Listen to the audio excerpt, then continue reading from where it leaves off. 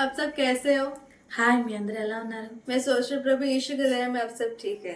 దేవుని దయలో మీ అందరూ బాగున్నారని నేను అనుకుంటున్నాను. पिछले एपिसोड को देखे हैं ना? పోయిన ఎపిసోడ్ చూసారు కదా? याद है सभी को? అందరికీ గుర్తుందా? तो मैं एक क्वेश्चन पूछ रही हूँ। అయితే నేను ఒక క్వశ్చన్ అడుగుతాను. राजा को सपना आया है ना, రాజుకి కల వచ్చింది కదా, गाय के बारे में ఆవుల కోసం, और धानी के बारे में। వెన్నుల కోసం. वो सब कितने वर्षों को दिखा रहे हैं? అవన్నీ ఎన్ని సంవత్సరాలు చూపిస్తున్నాయి? नीचे कमेंट कीजिए। కింద కామెంట్ చేయండి. तो उसके बाद क्या हुआ है? అయితే తర్వాత ఏం జరిగింది? యోसेफ ने कैसे राजा को सपना के अर्थ बताया है, యోసేపు ఎలా అయితే రాజుకి ఆ కల భావాన్ని చెప్పారో वैसे वो अच्छा 7 वर्ष आरंभ हुआ है। అలాగే ఆ మంచి 7 సంవత్సరాలు అనేవి ప్రారంభమయ్యాయి. और उस मिस्र देश की प्रजा भी उस धान्य को अच्छे से उगा रहे थे। ఆ ఐగుప్తు ప్రజలు కూడా ఆ ధాన్యాన్ని ఎంతో जितना खाने के लिए चाहिए उतना वो लोग लेकर बाकी सब उस गोडाउन में रखते थे। ఆ ప్రజలకు ఎంత ఆహారం కొరకు కావాలో అవి తీసుకుని మిగతావి ఆ గోదాంలో ఉంచేవారు. और ये सभी विषय యోసేफ के अधीन में ही होता था। ఇవన్నీ విషయాలు యోసేపు ఆధీనంలోనే జరిగేవి. वैसे वो 7 वर्ष बीत गया है। అలాగే ఆ 7 సంవత్సరాలు అయిపోయాయి. जैसे यूसुफ ने बताया है ఎలా అయితే యోసేపు చెప్పాడో वैसे ही बुरे 7 वर्ष आरंभ हुआ है। అలాగే 7 సంవత్సరాలు అనేవి ప్రారంభమయ్యాయి. उस 7 वर्ष में अकाल बहुत भयंकर रूप से आया है। ఆ 7 సంవత్సరాలు కరువు అనేది ఎంతో భయంకరంగా జరిగింది. एकदम धान्य उगा नहीं, కొంచెం కూడా ధాన్యం పండలేదు. धरती पूरा एकदम सूख गया था। భూమి అంతా ఎంతో ఎండిపోయింది. सिर्फ मिस्र देश में ही नहीं, उसके चारों ओर कितने देश है, उस देशों में भी अकाल आया है। కేవలం ఐగుప్తులోనే కాదు, ఆ చుట్టుపక్కల ఉన్న ప్రదేశాల్లో కూడా కరువు అనేది వచ్చింది. तो मिस्र देश की प्रजा सभी को राजा के पास आए हैं। అయితే ఐగుప్తు ప్రజలందరూ రాజు దగ్గరకు వచ్చి राजा को पूछने लगे हैं రాజుకి అడిగారు, कि हम लोग क्या करें। మేము ఏం చేయాలి? तब राजा ने बताया है అప్పుడు రాజు అన్నారు, कि यूसुफ का बात सुनो, यूसुफ जैसे बोलेगा वैसे करो।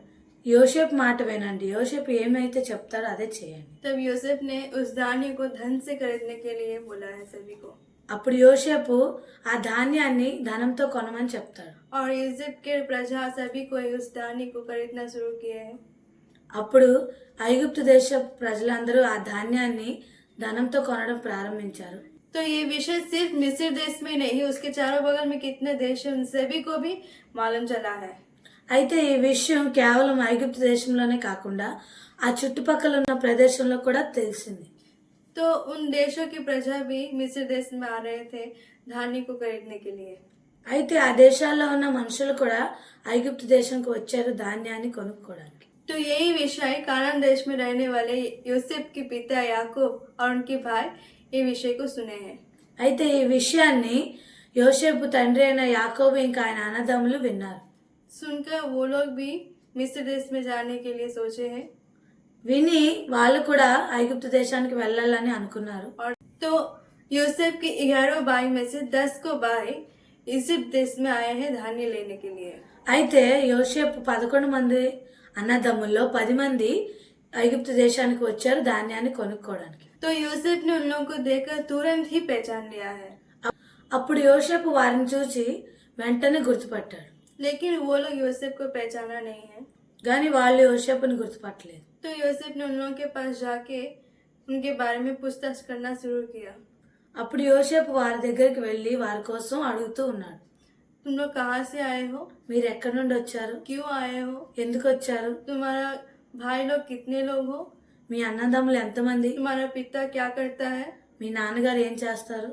अब वो अभी है क्या नहीं? ఆయన ఇప్పుడు ఉన్నారా లేరా? ऐसे सब कुछ पूछने लगे हैं। ఇలా అన్ని విషయాలు అడుగుతున్నారు. तो वो लोग हम लोग कानान देश से आए हैं, అప్పుడు వాళ్ళు మేము కానాన్ దేశం నుండి हम వచ్చామని, लोग 12 गो भाई है, మేము 12 మంది అన్నదమ్ములమని, तो उनमें से एक मर गया है వాటిలో ఒకడు చనిపోయాడని, और एक घर में है, ఇంకా ఒకడు ఇంట్లో ఉన్నాడని, और उनका पिता एकदम बूढ़े होकर घर में है बोल के वो लोग यूसुफ के साथ बताए हैं। ఇంకా మా తండ్రి ఎంతో ముసలివాడు అయిపోయి ఇంట్లో ఉన్నాడని వాళ్ళు యోసేపుతో చెప్పారు. तो यूसुफ ने उन लोगों से और भी क्रोध करते हुए बातें किया है। అయితే యోసేపు వాళ్ళతో ఇంకా కోపంగా మాట్లాడాడు. और यूसुफ ने उनसे कहा, ఇంకా యోసేపు వారితో ఇలా అంటున్నాడు, तुम लोग इस देश में भिंडियों के समान आए हो। మీరు ఈ దేశానికి వేగులవారిగా వచ్చారు. बोलकर उन लोगों को जेल में डलवाया है। అలా చెప్పి వారికి చెరసాలలో వేశాడు. 3 दिन के बाद उनको बाहर निकाल के 3 రోజుల తర్వాత వాళ్ళకి బయటికి తెచ్చి उनसे बताया है कि तुम लोग में से कोई एक यहाँ पर रहने से मैं तुम लोगों को विश्वास करेंगे कि तुम लोग अच्छे हो बोलकर। వాళ్ళతో ఇలా అంటున్నాడు, మీలో ఒకరు ఇక్కడ ఉంటే నేను మీరు మంచి వాళ్ళని నమ్ముతాను, और तुम लोगों को धान्य देकर तुम्हारे घर को भेजेंगे। ఇంకా మీకు ధాన్యాన్ని ఇచ్చి మీ ఇంటికి పంపిస్తాను. तब वे लोग वो सभी सुनकर ऐसे सोच रहे हैं।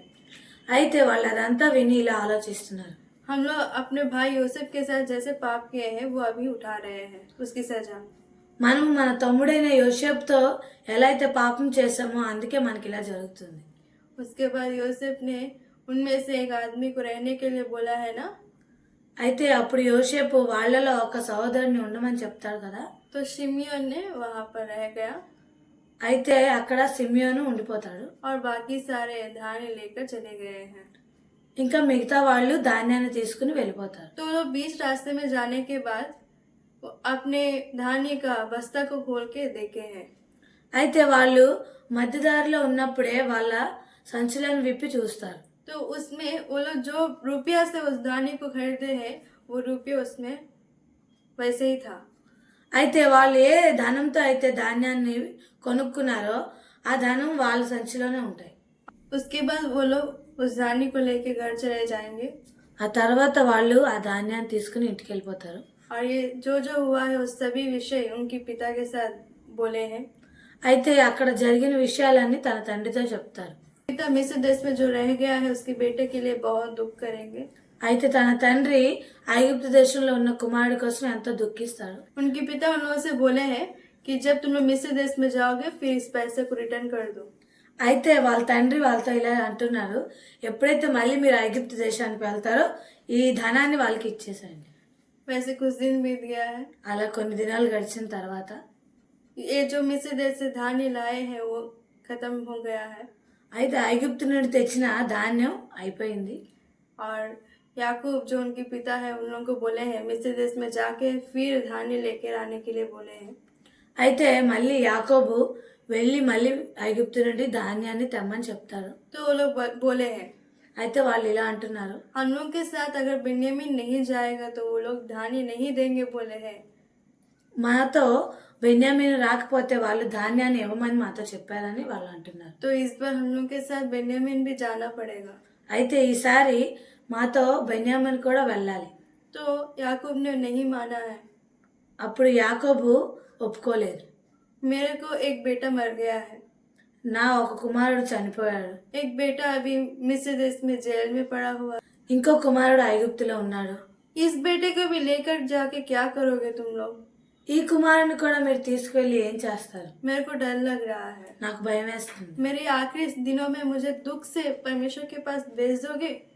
నా ఈ ఆఖరి దినాల్లో దుఃఖంగా నేను దేవుని వద్దకు వెళ్ళాలా? ऐसे बोल के उन लोगों से बोले हैं। అలా వారితో ఆయన తండ్రి చెప్పాడు. तो उनमें से बड़े बेटा ने उनके पिता के साथ ये बोल रहा है। అయితే వారిలో పెద్ద కుమారుడు తన తండ్రితో ఇలా అంటున్నాడు, पिताजी देखिए मैं बेन्यामीन को ले जाकर अच्छे से मैं ही रक्षा करेंगे। చూడండి తండ్రి, నేను బెన్యామీని తీసుకువెళ్ళి నేను చూసుకుంటాను. अगर बेन्यामीन को कुछ भी हो जाएगा అయితే బెన్యామీన్కి ఏమి జరిగినా मेरे बेटे को आपके हाथों में मैं छोड़ दे रहे हैं। నా కుమారుని మీ చేతుల్లో పెడుతున్నాను. आपको जो मर्जी है वो कीजिए। మీకు ఏది అనిపించినా అది చేయండి. अभी बेन्यामीन हमारे साथ आएगा तो हम मिस्र देश में जाएंगे, नहीं तो ऐसे ही रह जाएंगे। ఇప్పుడు బెన్యామీను మాతో పాటు వస్తేనే మేము ఐగుప్తుకి వెళ్తాము, లేదంటే వెళ్ళము. ऐसे वो लोग अपने पिता के साथ बोलकर ఇలా వారు వాళ్ళ తండ్రితో చెప్పి बेन्यामीन को अपने साथ ले गए हैं। బెన్యామీన్ని వాళ్ళతో పాటు తీసుకుని వెళ్ళారు. और मिस्र देश में जाने के बाद यूसुफ उन लोगों को देखकर ఇంకా ఐగుప్తుకు వెళ్ళినప్పుడు యోసేపు వాళ్ళని చూసి उनके साथ बेन्यामीन उनके छोटा भाई भी आना देखकर వాళ్ళతో పాటు వాళ్ళ తమ్ముడైన బెన్యామీను రావడం చూసి उनके सेवक को आज्ञा दिया है कि उन सभी को मेरे घर में लेके आओ। వారి సేవకుడికి ఇలా ఆజ్ఞ ఇచ్చాడు, వాళ్ళందరికీ ఇంటిలోనికి తీసుకుని రమ్మని. और उनके लिए अच्छे से बोझ तैयार करके ఇంకా వాళ్ళ కోసం మంచి భోజనాన్ని తయారు చేసి यूसुफ ने अपने भाई बेन्यामीन को बहुत प्यार कर रहा था, सबसे अच्छे से देखभाल कर रहा था। అప్పుడు యోసేపు బెన్యామీనుకు ఎంతో ప్రేమించి అందరికన్నా ఎక్కువగా ఆయన్ని బాగా చూసుకున్నాడు. उसके बाद उसके भाई लोग सभी को धान्य लेकर उधर से निकले हैं बहुत खुशी से। ఆ తర్వాత ఆ సహోదరులు అందరూ కలిసి మళ్ళీ ధాన్యాన్ని తీసుకుని అక్కడి నుండి బయలుదేరారు. तो वो लोग उस देश को पार करके थोड़ा दूर जाने के बाद ही पीछे में से राजा की रथ से कुछ सैनिक लोग दौड़ते हुए आ रहे थे। వాళ్ళు ఆ దేశం నుండి కొంత దూరం వెళ్తుండగా వెనకాల రాజుగారి రథం వేసుకుని కొంతమంది సైనికులు వస్తున్నారు. तो उन लोगों को बोल रहे रुको रुको तुम लोग रुको उधर ही रुको। వాళ్ళతో ఇలా అంటున్నారు, ఆగండి ఆగండి, మీరు అక్కడే ఆగండి. तो ये आवाज सुनकर वो लोग उधर ही रह गए हैं। ఆ పిలుపుని విని వాళ్ళు అక్కడే ఉండిపోయారు. तब वो सैनिक लोग उनसे बोल रहे हैं అప్పుడు ఆ సైనికులు వాళ్ళతో ఇలా అంటున్నారు, तुम लोग यूसुफ के घर से एक सोने के कटोरे चोरी किए हो वो दो। మీరు యోసేపు ఇంటి నుండి ఒక బంగారు గిన్నెను దొంగతనం చేశారు, అది మాకు ఇవ్వండి. तो वो लोग बोल रहे हैं हम चोरी नहीं किए हैं तो नहीं किए हैं। అయితే వాళ్ళు మేము దొంగతనం చేయలేదని చెప్తున్నారు, लेकिन ये लोग बोल रहे हैं तुम लोग चोरी किए हो। కానీ వాళ్ళు మీరు దొంగతనం చేశారని అంటున్నారు. तो वो लोग क्या बोले हैं अगर किसी का भी बैग में वो सोना का कटोरे रहेगा तो वो लोग यूसुफ के घर में दास बन जाएंगे। అప్పుడు వాళ్ళు మాలో ఎవరి సంచిలో అయితే ఆ గిన్నె ఉంటుందో వాళ్ళు యోసేపుకి దాసులుగా ఉంటారని చెప్పారు. ठीक है बोल के वो लोग वो बैग सब ओपन करना शुरू किया। సరే అనుకుని వాళ్ళు ఆ బ్యాగుల్లో వెతకడం ప్రారంభించారు. तो किसी के बैग में नहीं है सिर्फ बेन्यामिन के बैग में ही वो कटोरे मिला। అయితే ఎవరి సంచిలోనూ లేదు, కేవలం బెన్యామిన్ సంచిలోనే ఆ గిన్నె దొరికింది. तो उनकी खुशी एक ही बार में दुख की तरह बदल गया है। అప్పుడు వాళ్ళ ఆనందం ఒక్కసారిగా దుఃఖంలో మారిపోయింది. फिर वो सभी कोई फिर यूसुफ के घर गया है। అప్పుడు మళ్ళీ వాళ్ళందరూ యోసేపు ఇంటికి వెళ్ళారు. तो यूसुफ ने बोला है అప్పుడు యోసేపు అంటున్నాడు, जिसका बैग में वो कटोरा है वो मेरा घर में यहीं पर रहना है। ఎవరి సంచిలో అయితే ఆ గిన్నె ఉందో వాళ్ళు నాతో పాటు ఈ ఇంట్లోనే ఉండాలి. तो वो लोग बहुत यूसुफ को रिक्वेस्ट किए हैं అప్పుడు వాళ్ళు ఎంతో యోసేపుతో ప్రాధేయపడ్డారు.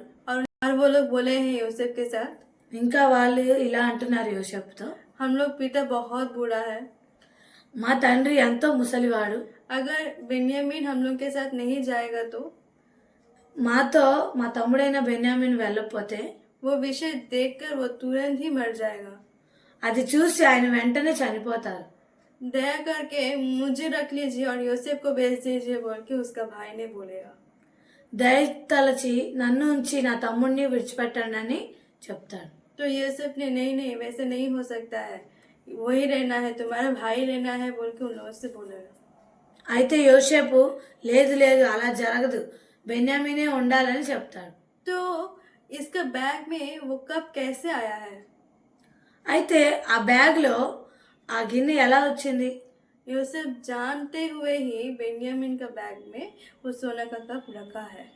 యోసేపు తెలుసుండగానే ఆ సంచిలో గిన్నెను ఉంచాడు. तो ये विषय किसी को भी मालूम नहीं था उनके भाइयों में। అయితే ఆ విషయం ఎవరికీ తెలీదు ఆ సహోదరుల్లో. तो वो लोग बहुत बार यूसुफ को रिक्वेस्ट किए हैं। అయితే వాళ్ళు ఎంతో యోసేపుకి ప్రాధేయపడ్డారు. तब यूसुफ समझ पाया है कि उनका भाई लोग बदले हैं, అప్పుడు యోసేపు అర్థం చేసుకున్నాడు వాళ్ళ సహోదరులు మారిపోయారని, पहले जैसा नहीं है बोल के। ముందు వారిలాగా లేరని. तब वहाँ पर कितने लोग भी मिस्र देश वाले हैं उन सबको बाहर चले जाने के लिए बोले हैं। అప్పుడు అక్కడ ఎంతమంది అయితే ఐగుప్తీయులు ఉన్నారో వాళ్ళందరికీ బయటికి వెళ్ళమని చెప్తాడు. तब यूसुफ ने उन लोगों के साथ मैं ही तुम्हारा भाई यूसुफ हूँ बोल के अब उन लोगों को बताया है। అప్పుడు యోసేపు వాళ్ళ సహోదరులతో నేనే మీ తమ్ముడైన యోసేపుని అని చెప్పుకున్నాడు. वो लोग उस विषय को सुनकर इतना खुशी हो गए हैं, एक बार में वो लोग समझ नहीं पाया है कि ये सच है कि झूठ है बोलकर। వాళ్ళు ఆ మాట విని ఎంతో ఆనందించారు, ఒక్కసారిగా ఇది నిజమా అబద్ధమా అని తెలుసుకోలేకపోయారు. लेकिन तो वो सच में यूसुफ ही था కానీ నిజంగా అది యోసేపే. और उसके भाई लोग सभी को गले मिलाए हैं। అప్పుడు तो उसके बाद उसके पिता के बारे में अच्छे बुरे पूछेगा అయితే ఆ తర్వాత తన తండ్రి కోసం మంచి చెడులు అడుగుతారు. और उसके पिता को मिस्र देश में लाने के लिए बोलेगा। ఇంకా తన తండ్రిని ఐగుప్తు దేశానికి తెమ్మని చెప్తాడు. और पिता को लाने के लिए, उनके बच्चे को लाने के लिए बहुत सारे रथों को उनके साथ भेजेंगे। ఇంకా తన తండ్రిని తేవడానికి వాళ్ళ పిల్లల్ని తేవడానికి ఎన్నో రథాల్ని వాళ్ళతో పాటు పంపిస్తాడు. उसके बाद वो लोग जाके उनके पिता को इस सभी विषय को बोल रहे हैं। ఆ తర్వాత వాళ్ళు వెళ్ళి తన తండ్రికి ఈ విషయాలని చెప్తారు. तो यूसुफ अभी तक जिंदा है बोल के उसके पिता विश्वास नहीं किया है। అయితే యోసేపు ఇంకా బ్రతికే ఉన్నాడని తన తండ్రి నమ్మలేకపోతాడు. उसके बाद वो लोग उस रथों को दिखाने के बाद यूसुफ अभी तक जिंदा है बोल के उसके पिता विश्वास करेगा। ఆ రథాలన్నిటిని వాళ్ళు చూపించినప్పుడు యోసేపు ఇంకా బ్రతికే ఉన్నాడని నమ్ముతాడు. उसके बाद उसके पिता, उसके बच्चे, उनके पत्नियां सभी मिलकर उस रथों में मिस्र देश में गए हैं। ఆ తర్వాత వాళ్ళ భార్య పిల్లలు వాళ్ళ తండ్రి అందరూ కలిసి మళ్ళీ ఆ రథాల మీద ఐగుప్తు దేశానికి వెళ్తారు. वो लोग दूर में ही था, यूसुफ ने अपने बच्चे को लेकर उनके पापा को सामने करने के लिए गया है। వాళ్ళు దూరంగా ఉండగానే యోసేపు వాళ్ళ పిల్లల్ని తీసుకుని తన తండ్రిని ఎదుర్కొనడానికి వెళ్తాడు. उसके बाद उसके पिता को गले लगाकर मिस्र देश में ले गया है। ఆ తర్వాత తన తండ్రిని కౌగిలించుకుని ఐగుప్తు దేశానికి తీసుకుని వెళ్ళాడు. राजा के साथ भेंट करवाया है। రాజుతో పరిచయం చేశాడు.